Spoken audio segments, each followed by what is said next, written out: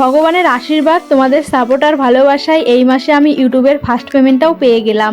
এই পেমেন্ট পেতে কিন্তু আমাকে দীর্ঘ 4 বছর ওয়েট করতে হয়েছে। তোমরা অনেকেই জানো না, আমার ভিডিওর জার্নি শুরু কিন্তু ইউটিউব থেকেই।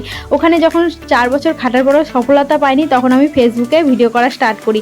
ফেসবুকে আমি 2-3 মাসের মধ্যে সফলতা পেয়ে যাই। এমনকি আমি এখন ফেসবুক থেকে প্রায় প্রতি মাসে কিছু না কিছু আর্ন করছি। যাই হোক, আমি এখন টাকা পয়সা নিয়ে হাজব্যান্ডের সঙ্গে যাচ্ছি সোনার দোকানে। তার কারণ আমি অনেক আগে থেকেই ভেবে রেখেছিলাম ইউটিউবে যেদিন ফার্স্ট পেমেন্ট পাবো ওই টাকা দিয়ে আমার শাশুড়িমাকে কিছু একটা গিফট করব। মানে ভাবতেও অবাক লাগছে, আমি কাউকে গিফট করব আমার নিজের ইনকামের টাকা দিয়ে। ভাবলে গা শিউরে উঠছে। চলে এসেছি সোনার দোকানে।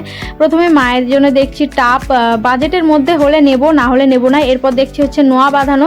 তো ফাইনালি আমরা কি নিলাম সেটা তোমরা জানতে পারবে, মানে পরে জানাবো, এখন তোমাদেরকে জানাচ্ছি না। নোয়া বাঁধানোগুলো কিন্তু বেশ ভালো লাগছে। এখন বিল করা হচ্ছে, আমাদের জিনিস নেওয়া হয়ে গেছে। এখন ভাবছি আমার জন্য কয়েকটা জিনিস দেখি। আমার হচ্ছে পালসের এই নেকলেসগুলো প্রচণ্ড ভালো লেগেছে, আমার খুব ভালো লেগেছে, আমারও নেওয়ার ইচ্ছা ছিল। তো হাজব্যান্ড বলছে এখন তো টাকা পয়সা হবে না, এটা হাজব্যান্ডের অ্যানিভার্সারি গিফট হিসাবে আমি নেব। তো দেখে পছন্দ করে যাচ্ছি, হয়তো 2-3 মাসের মধ্যে এটা আমি নিতে আবার আসবো। তো যাই হোক, জিনিসপত্র নিয়ে আমরা এখন বাড়ির দিকে রওনা দিয়ে দিলাম। আর বাড়িতে গিয়ে তোমাদেরকে বলছি আমি আমার শাশুড়ি মায়ের জন্য কি নিয়েছি, আর মা তো পুরো সারপ্রাইজ হয়ে যাবে।